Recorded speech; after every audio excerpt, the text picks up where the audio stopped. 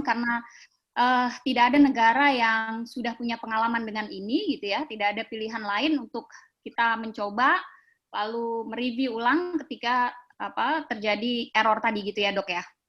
Nah, bagaimana kita nih, Dok, katanya sebagai mahasiswa yang mempelajari ilmu kesehatan, bagaimana perkembangan ke depan? Baik, terima kasih, Felix ya. Jadi seperti saya sampaikan tadi, di learning zone ya, untuk kita mencapai growth zone dari learning zone, kita tetap sesuai dengan bidang masing-masing, kita harus belajar basicnya. Kita jangan jemu-jemu, mungkin kita sudah terpapar sering untuk hal-hal yang basic, yang dasar ya, yang dasar. Karena di situ adalah dasar untuk hal-hal yang advance, lanjut sampai hal-hal yang baru. Ya, jadi seperti itu, misalnya dokter, basic memang menjemukan, belajar anatomi, bagian-bagian tubuh. Misalnya saya hanya bisa contoh di bidang saya ya, misalnya belajar fisiologi, fungsi tubuh ini untuk apa, sampai muncul suatu masalah. Misalnya bagian ini bermasalah, bagian tubuh ini bermasalah. Nah, dengan kita belajar basic, oh ya, fungsi tubuh ini, misalnya organ pankreas ini fungsinya, anatominya di mana letaknya, fungsinya apa, kalau menimbulkan gejala apa, sampai teknologi terbaru misalnya stem cell, pencakokan sel baru di pankreas. Nah, jadinya satu, untuk kita harus tetap di bidang masing-masing basic ya, jangan sampai kita ingin mencapai hal-hal yang lanjut tetapi kita tidak kuat di basicnya, hal-hal yang mungkin tidak perlu semua ditampilkan melalui pembelajaran online, kita belajar mandiri di rumah untuk hal-hal basic.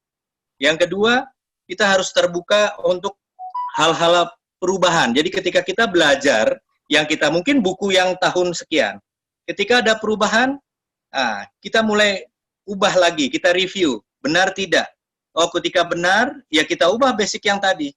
Ya, seperti proses-proses pengobatan, misalnya untuk COVID, pengobatan COVID ini sekarang semua masih dalam istilahnya uji klinis, belum ada yang sah menjadi obat COVID ya, uji klinis. Dari uji klinis ini pun ya, terakhir kemarin untuk kloroquine sama hidroksikloroquine ya, dari suatu jurnal Lancet itu coba dihentikan dulu karena dari 90.000 sampel penelitian yang tadi saya bilang trial and error, ada yang harus dikoreksi. Nah, kurang lebih seperti itu.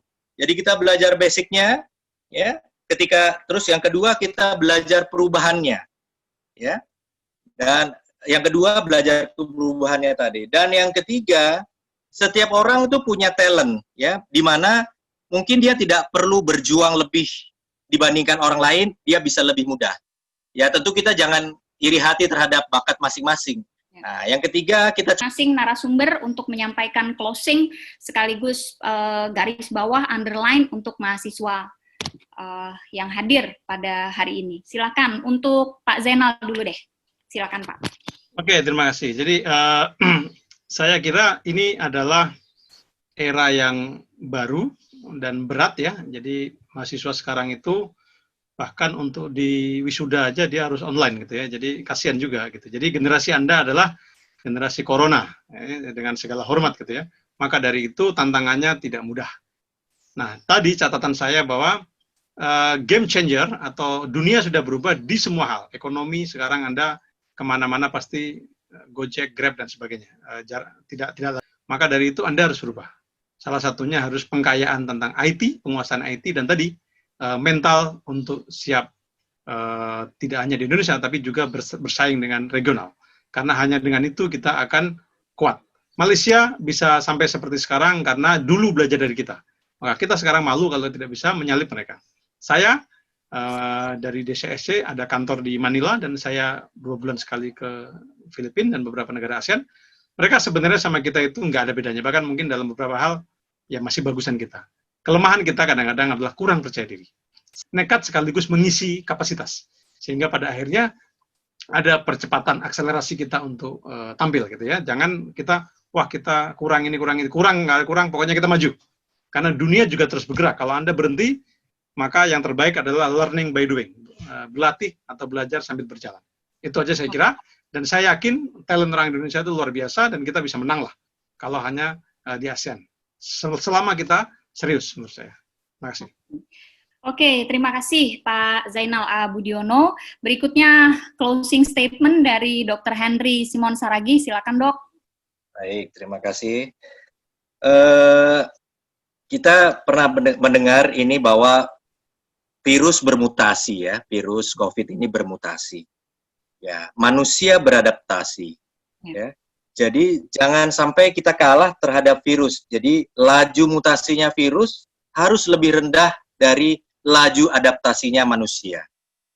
Makin ke sini kita coba tekan angka kematiannya, kita mulai karantina atau orang-orang yang lebih berpotensi, yang imunitasnya lebih rendah, kita coba untuk tetap diam di rumah.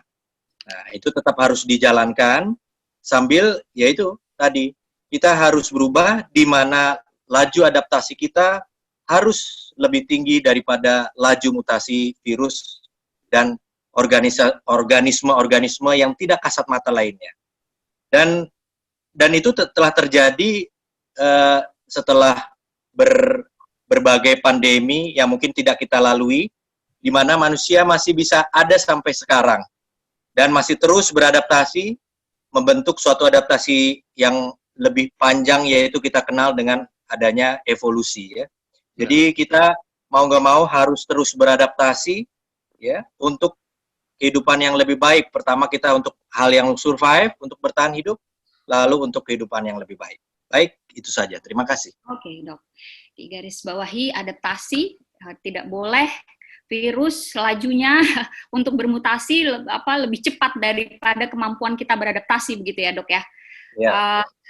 Itu semoga menjadi motivasi untuk teman-teman mahasiswa untuk tetap produktif ya, dan juga jadi bahan bakar untuk teman-teman terus mengeksplor kompetensi teman-teman ya ke depan untuk bisa menjadi orang-orang yang ahli dalam bidangnya, mau yang calon perawat, analis kesehatan, mau analis farmasi, gizi, ahli